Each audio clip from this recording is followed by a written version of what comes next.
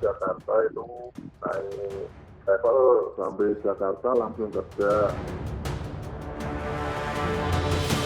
Kita ini kan masih dalam menuju puncak gelombang pertama. Jadi kalau disebut Indonesia dalam masa krisis, betul sekali.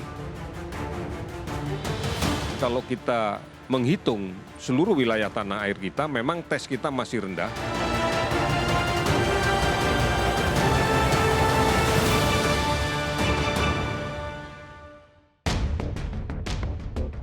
Ibu kota bergeliat. Satu persatu kegiatan ekonomi mulai berputar kembali setelah PSBB transisi diberlakukan 5 Juni lalu. Secara bertahap, tempat ibadah, perkantoran, tempat wisata, dan pusat perbelanjaan kembali dibuka. Sebelumnya, PSBB DKI Jakarta diterapkan sejak 10 April lalu. Penurunan jumlah zona merah di ibu kota menjadi dasar diberlakukannya PSBB transisi.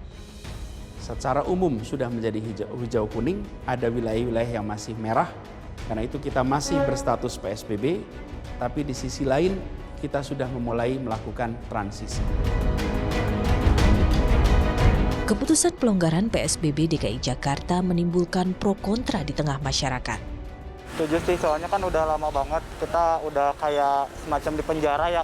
Enggak, karena semakin meningkat ya COVID-nya itu. Jadi kalau bisa sih selamatkan dulu warganya, baru ekonomi. Nggak setuju ya, awareness dari masyarakatnya juga agak kurang. Dengan makin dibuka ya kemungkinan untuk tertularnya ya makin bikin paranoid ya, agak makin mengkhawatirkan. PSBB transisi menarik kembali warga dari kota-kota penyangga di sekitarnya beraktivitas di DKI Jakarta. Hal ini menimbulkan resiko kerumunan masyarakat, salah satunya pengguna KRL. Pembatasan jumlah penumpang membuat warga harus menunggu berjam-jam. Melihat data Badan Pusat Statistik tahun 2017, jumlah penduduk DKI Jakarta mencapai 10,1 juta jiwa. Namun pada siang hari, Pemprov DKI Jakarta mencatat jumlahnya mencapai 14,5 juta jiwa.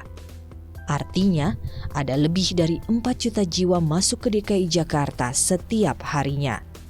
Kelonggaran di PSBB transisi tentu membuka keran mobilitas warga di tengah pandemi. Di Indonesia ini kan perilaku masyarakat belum terlihat berubah dalam kaitan untuk mencegah pandemi. Ketika adanya transisi atau pelonggaran, otomatis karena perubahan perilaku ini belum terjadi, risikonya terjadinya klaster baru, bahkan puncak yang lebih tinggi. Karena Indonesia belum puncak nih. Dengan PSBB ini, masa 2 minggu atau sebulannya dimanfaatkan untuk merubah, mengedukasi perilaku masyarakat. Ini yang saya belum melihat, belum masif. Bila kita tidak disiplin, potensi penularan terjadi.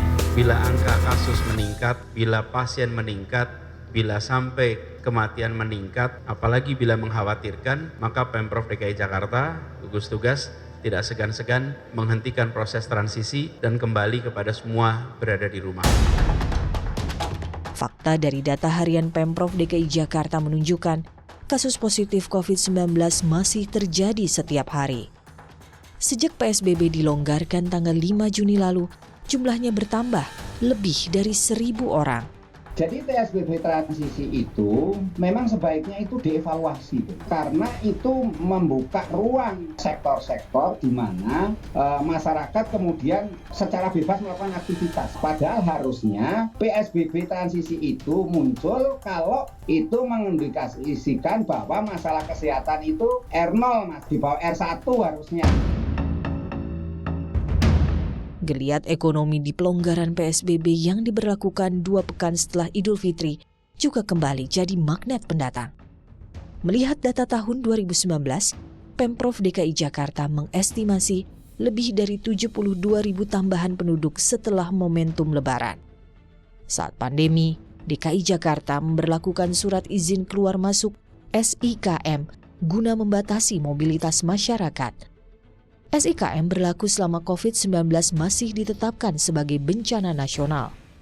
Warga non-Jabodetabek diwajibkan menyiapkan sejumlah surat-surat sebagai persyaratan mendapatkan SIKM. Namun faktanya, masih banyak warga lolos masuk Jakarta tanpa SIKM. Salah satunya NN, seorang buruh bangunan asal Jawa Tengah. Sempat pulang kampung akibat terdampak COVID-19, ia kembali mengadu nasib ke Jakarta. Kesadaran melanggar aturan dan berpotensi menyebarkan virus selama perjalanan dikalahkan dengan alasan ekonomi.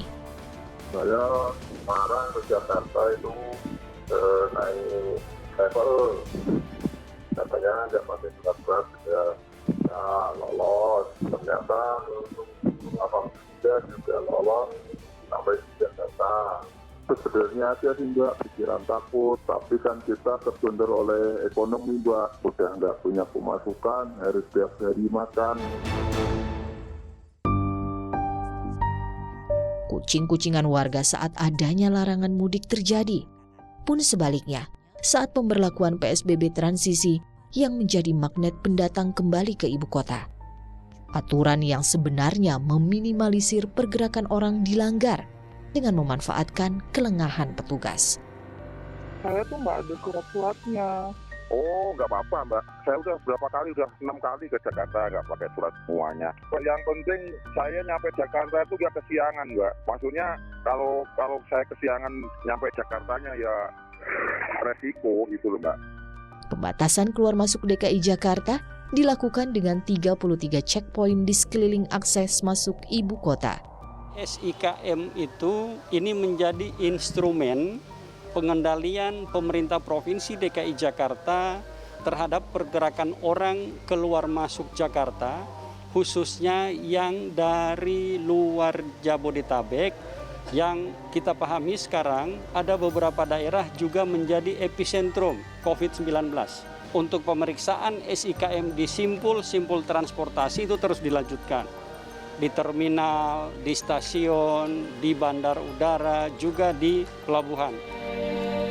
PSBB transisi berlaku selama COVID-19 ditetapkan sebagai bencana nasional sampai waktu tidak ditentukan. Harusnya sanksinya tidak lagi sanksi denda, sanksi sosial.